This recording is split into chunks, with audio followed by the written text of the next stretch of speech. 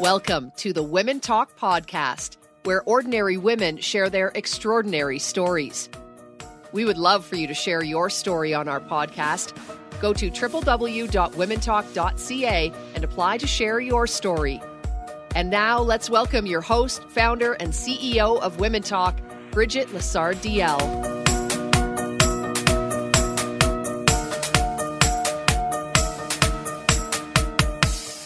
Welcome to the Women Talk podcast. I am so glad you decided to join me today because my guest is a beautiful one. Her name is Giuliana Melo. Giuliana is a 53-year-old woman who survived stage 3 cancer in 2011, and it absolutely rocked her world. She is a certified angel intuitive, a spiritual leader, and a writer. She has co-authored in 12 books. She is beautiful, she is full of love, and she shares her story of how angels helped her heal. Let's listen to Giuliana's story. I am a 53-year-old woman who in 2011 was diagnosed with stage 3 cancer. And so at that time, I recognized that I had a choice to heal my life, to begin the healing process. And with Western medicine being a very compliant patient, being open to new modalities as well as Western medicine, I began to receive messages and insight, and I began to tap into my intuition to guide me on the healing journey. And so I was guided to people, places, and things, and recognized that I had a power within me that I never knew that I had. And that power within me is in the breath that we breathe. And so as I connected to my breath and tapped into my intuition, I recognized that the greater part of who we are, which is love, is that energy is what's going to heal us. And so I recognized being a better giver my whole life. One of my mentors said to me, "Giuliana, your receiver is broken." And I was like, what does that mean? And so I recognized that I am a better giver. I've given of myself, time, gifts, etc. And so I recognized I had also given little bits of myself to everybody that I've met along the way. And very early on, I recognized that I needed to receive. I needed to receive love and to tap into love energy. And so when I recognized that, I sought teachers. And one of the main ones that popped into my awareness was Louise Hay. And of course, she is the queen of the affirmation. She just passed away just over a year ago. And of course, left us with a legacy of how to love yourself. I didn't know what that meant in the beginning. I knew that we are meant to love everybody else. And unfortunately, I think a lot of women are taught that we need to give others. We're nurturers. Some of us are mothers, or we mother other people. And so I needed to learn to love me. And so, that song that's coming in my head now, I love me. I love me. And it's really amazing because as I love me, I am healing. And she taught me to do affirmations. I started to listen to the radio shows of all these amazing spiritual teachers, and I fell in love. I remember being at my 9-to-5 job, and we were fortunate that we were able to plug in and listen to the radio from our phones. And how amazing was it that I could sit at my desk and fill up with affirmations. And some of them, she has a 10-step way of how to love yourself. And so I just like to share a few of them. Number 1, to stop all criticism, because criticism never changes a thing. How many of us berate ourselves? I know my self-talk was always critical. And so she says to refuse to criticize yourself and accept yourself exactly as you are. I know I carry extra weight. And so I also learned in this journey that we're energy, and that fat is just energy. It's emotional energy that has been stuck on the body. And I remember another mentor saying to me the body, it's not the body's fault what you've gone through, but what you look like is the manifestation of your choices. And so it was like, oh, wow, I really do need to love myself and stop criticizing myself. And so she says, when you criticize yourself, your changes are negative. And when you approve of yourself, your changes are positive. So to go on and to, start slow. Don't scare yourself, but stop terrorizing yourself. That was huge for me. I began a journal, and I was kind and patient with myself, which is what she guides us to do. She says, be very, very, treat yourself with kid gloves. You wouldn't treat a friend the way that you treat yourself, so stop doing that. And be kind to your mind. Self-hatred is only hating your own thoughts, so don't hate yourself for having the thoughts. Just acknowledge the thought and then move forward. Say, oh, that's interesting. Why do I feel like that? Is that truth? Or am I okay? And generally, we're okay. It's just we're making stuff up in our head. And to praise ourselves. How many of us really celebrate all of our good? Usually, we only focus on when somebody doesn't see us in the light that we want to be seen in. Instead, we need to turn that and stop, seeking that external validation and loving yourself and loving our negatives. Because even Oprah says there are no mistakes. When we perceive a mistake, it's just the universe propelling us in a different direction. How amazing is that? And to take care of this body, because the physical body is what houses our spirit. When I learned that, it was like this amazing light bulb moment, because I knew I was raised in the Catholic religion, so I've always believed in a higher power. And I always believed in the soul as a thing that we returned to. How silly was it that I didn't recognize that we are spirit embodied? And so when I recognized that, it was like I wanted to take care of my body. And here we are 7 years down the road, because my diagnosis was in 2011, and I am healing, and I am loving myself, and I am doing my work. And so she says in her final 10 steps of how to love yourself, to do it now. Don't wait for tomorrow. Today, this is our life, this moment. Don't wait until you lose the weight or get the new job or find the new relationship. You are loved by the divine, and we need to love ourselves as much as they love us, because we are beloved. Beloved. I love that. So begin now. And that's my little story for now of how I, through the cancer diagnosis, learned how to tap into loving myself. The truth of the universe is that we are love, and we return to love. We've come from love, and love heals.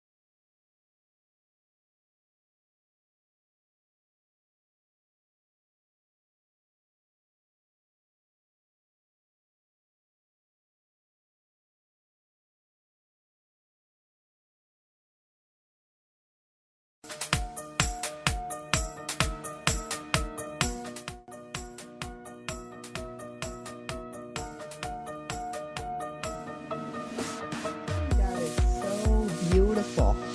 Thank So you. well said. I'm going to share, actually, you made me think of a bit of a story about celebrating ourselves. I used to play hockey. Yes. And I remember when I would score a goal, like especially an important goal, like a slap shot, talk, I would be like, yeah! And you're like, and everybody is like, just like, you have your whole bodies into it. Like, Do you want more out of Women Talk? Sign up for our Women Talk membership today. Receive discounts at all of our live events, talk on more stages, receive free monthly webinars, or host a webinar yourself. Join this powerful sisterhood we call Women Talk. Visit womentalk.ca/membership to join at 70% off for a limited time only. Scoring a goal and high-fiving strangers, and everybody is like this incredible energy that happens. And you never, ever see that anywhere else in life. Because I think that because we're multidimensional, the ego runs rampant. So I think a lot of us are conditioned that if we celebrate us, it's like, oh my God, we're showing off, right? We're being egotistical. That can't be further from the truth.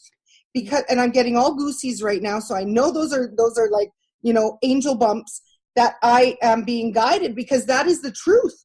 Love heals. Forgiveness liberates, but love heals. Love heals everything on every level. Yeah. And so that's why I'm so passionate about this particular message. So how do you celebrate yourself now? As opposed to how before the cancer and now, like how would the Giuliana celebrate an accomplishment? Well, I would hide. Before, I was very good at hiding. I didn't celebrate. I didn't. I mean, my family would know, but I think we're growing up in such an amazing time with all of this social media and Facebook Live and even this podcast and different mediums. So to show up for life, to show up, last year with my goddess work, our theme was shine. And even, we're taught this little light of mine, I'm going to let it shine. Let it shine. You can do it with an open heart so that people, when you shine, it allows somebody else to say, you know what? I'm going to celebrate me too. Yeah. Right. And that's what's so amazing. I share now my accomplishments and celebrate it. And I have accountability partners. And that's the best part of the journey, is reaching your goals, creating the vision for your life, decide that you're worth it, because you are. So you went from a government job mm-hmm. to now working with angels. I am. How does that even happen? Well, my mom, it was my original angel lady. And in the church, of course, we believed in angels. And so I've always grown up with angels around me. My mom has like angels all over our house. And so when I was full of the chemo and I was crying out to God, why me, why me, why me? I heard, why not you, Giuliana? And I was like, oh my gosh. Okay, well, fine. Then I need help. And so through another mentor, I learned to invoke an archangel every day. And I learned the secret is that we need to ask because of our divine free will. And so I started invoking an angel every day. I started asking my guardian angels who never leave you. I started asking them for help, and just like with random things, parking spots, help with abundance, help with teachers, and all kinds of different experiences started coming into my life. And I thought, oh my gosh, this is working. Like right now, I have on Tuesdays, I work with Archangel Samuel, who's the archangel of unconditional love and adoration. And so I invoke him, which just means to ask them in and to know that they're with you. And when you ask them for help, they will help you. They will bring in people, places, and things to move you along your path. I'm so grateful for my job now. Of course, it was very painful the way that I had to leave because I was sick and I didn't, it was an evolution out. God wanted me to do something else. And so I recognize now, but I was grateful to have a job for 32 years, a 9-to-5. Now I get to work from home. I am an angel intuitive and an archangel life coach. And I've done goddess work and I love my life. I do. I finally love me and I love life, and it's showing up now by all of the amazing opportunities. So what do you do for people? So what I do is I help connect people to their divine team. So those who feel guided to me usually are those who are either grieving or are healing through cancer. And as well as the love, I help instill hope into people.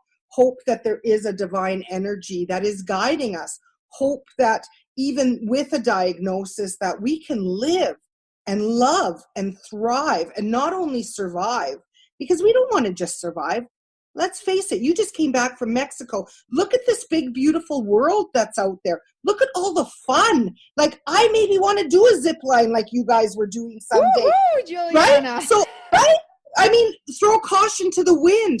the old me would have been so afraid, would have been so unbalanced. And I've had moments in this journey of healing where I still, will have an off day because of whatever goes on, life happens. Yeah. However, now I have these tools. And so I like to help others maybe glean something, some little tidbit of information, maybe even like with Louise Hay, maybe someone's never heard of Louise Hay, and maybe they'll go look her up now and say, oh my gosh, look at what I've been missing. Well, if you ever decide to go zip lining, yeah, you should take me with you.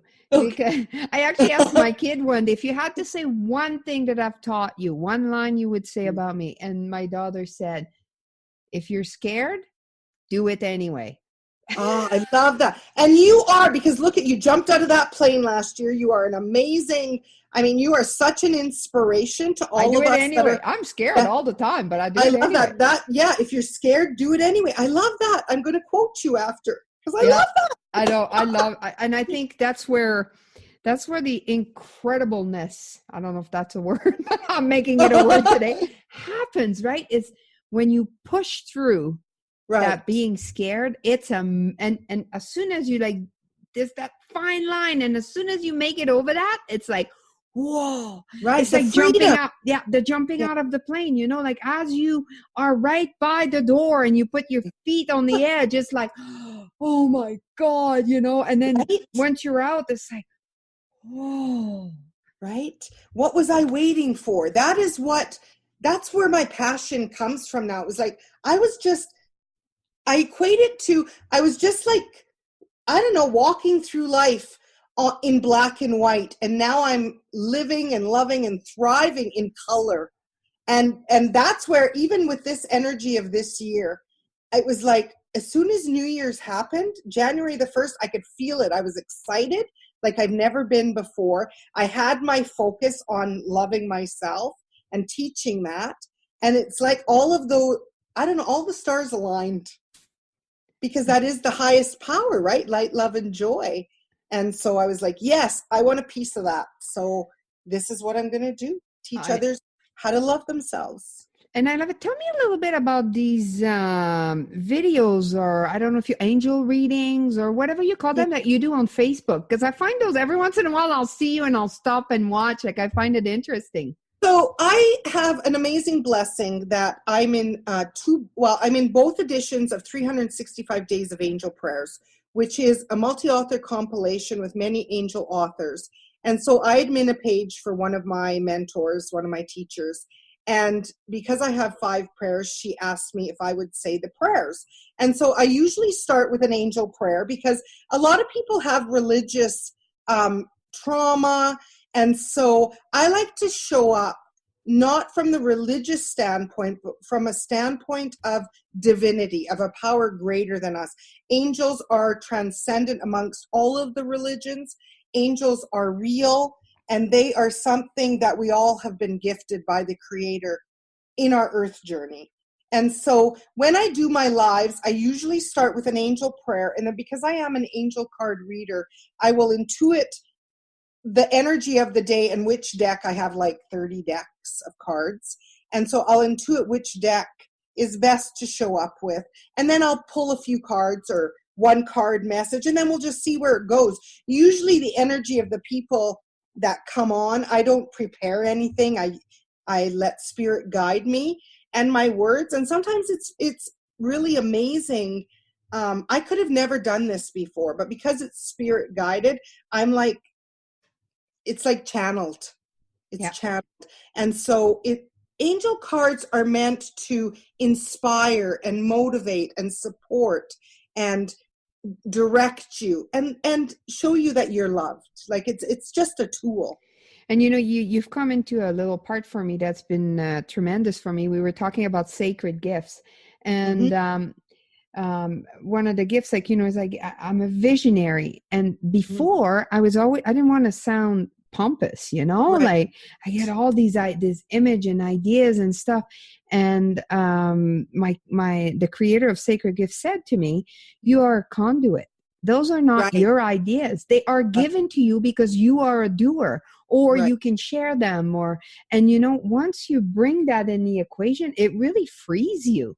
Right. Because it's not mine. It is simply given to me. And if I don't say it, like if I don't take it, it'll give it to somebody else. Exactly. That's exactly it, Bridget. I'm so glad that you brought that up, because before I was hard on myself, because one time somebody came for a reading, and readings are always for the highest, best message for you in this moment, not tomorrow, but this moment. And so the reading was beautiful, and it was a romance reading, but the relationship broke down. And so I felt like, oh my God, I didn't show up right. I took it personally. And so I shut down for a bit, and then I talked to God, and I said, like, am I supposed to do this? Because this is how I feel. And then once I recognized, I just heard, get out of the way. Just allow us to bring the messages to you and through you. It's not me. Mine is the voice. However, I am just the medium to bring the message through. And once I released and surrendered that, now my readings are amazing and beautiful, because it is the angels. It's the divine. It's not me. I don't take, I give all glory to the Creator and the angels. I'm just happy and grateful to be able to do this. So we got about a minute left. Do you have a card for me? Oh, let me pull you one. Just boom, that we had not planned this. I just pull it out of a hat right now and say, this beautiful deck, Life Loves You, and it's by Louise Hay and Robert Holden. And so let me just see. I just wanted you to let people hear, what is it? What kind of message do you give? I love this. So this is for you. I create my future today. Do something today that your future self will thank you for. Beautiful. So right now, not tomorrow, but right today, do something. Love it. Isn't that perfect? So Giuliana, if people want to find you, where do they find you? I have a website, giulianamelo.com, GIULIANAMELO.com. So I would love to connect with anybody who feels guided to receive a message or love and support. Well, thank you very much for sharing your beautiful message of love. I adore it. Thank you so much. Bye-bye. If you have a burning desire to share your story with our audience, apply to be on our podcast. To apply and find a full list of our podcasts, go to www.womentalk.ca.